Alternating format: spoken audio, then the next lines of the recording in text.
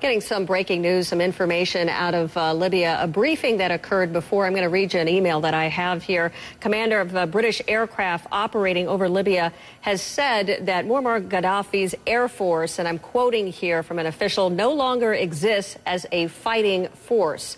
That Air Vice Marshal Greg Bagwell, in a briefing with allies, said the allies could now operate with near impunity over the skies of Libya, essentially saying that the Libyan Air Force has been defeated. They say that they were applying unrelenting pressure on Libyan armed forces. I want to bring in retired General Russell Honore to help us understand this piece of news that we're getting out of this briefing, General. What does that mean? Well, that's just one more notch in the gun of Mr. Gaddafi that he needs to leave, that he has no Air Force. His Navy is fixed at the port. He has forces in contact in Misrata and in Benghazi. It's time for him to leave. The longer he stays, his forces will be destroyed, and the will of his people in Tripoli he will lose, because they will lose their freedom of maneuver. It's time for him to leave. He needs to start negotiating a way out of Libya. General, is it fair to say that they can actually determine that the Libyan Air Force has been defeated already? I mean, it really has just been days, not weeks. How do they measure this? How do they come up with this kind of conclusion already? Well, not to speak Methodist sources, but I think it's common knowledge that we've got consistent overhead coverage with satellite. Now that's combined with capabilities from the aircraft to get reconnaissance update of those airfields and where the airplanes were. I think you could just about bet money on the general's report. Over. What is the next step now that they believe that the air forces have been defeated or destroyed? What needs to happen now?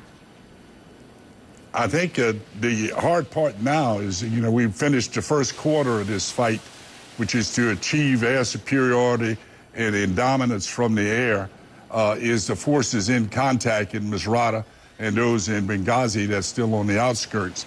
That fight in Misrata has been going on for a couple weeks now, as I recall, and the forces in contact there is to be able to get a capability in there that can spot where the armor is, the tanks and the artillery, and begin destroying those with precision fires. But that could take some elements on the ground with precision laser systems to be able to pick those tanks off. I see that as the hardest fight right now, Suzanne. Does that mean that we've heard from President Obama, who says there will not be any U.S. ground forces, no boots on the ground from the United States in Libya? Does that mean that we are counting on the French, the British, others, perhaps even Arab nations, to put boots on the ground to deal with the fact that you still have Gaddafi tanks that are rolling through?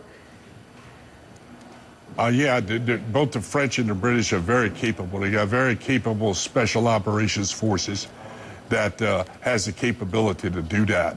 It's a function of when and where that capability will be applied based on air dominance and a capability to maneuver at will from airspace to be able to prevent him from movement.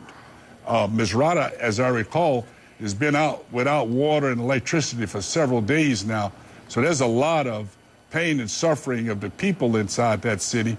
And I would think that would be the next big campaign that the coalition will have to see what they're going to do something about before there's a massacre beyond belief in that town.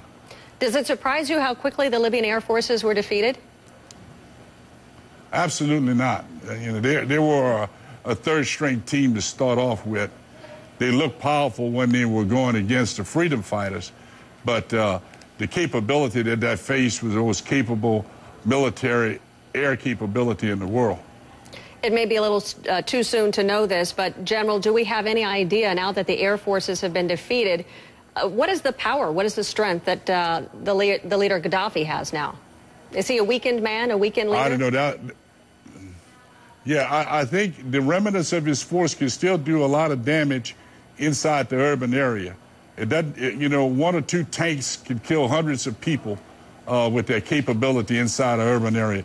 An artillery battery that's still operational could kill hundreds of people and destroy infrastructure. So that is still a fight that still has to be completed outside of Benghazi and in Massaria, as this fight's been going on for a couple weeks now. So how do you separate those forces and provide close air support inside an urban area? That's a difficult mission, but they got the right people with the right stuff to get it done.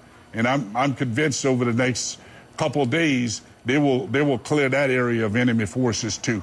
All right, General Russell Honoré, thank you for your perspective. We're going to be following that breaking news story.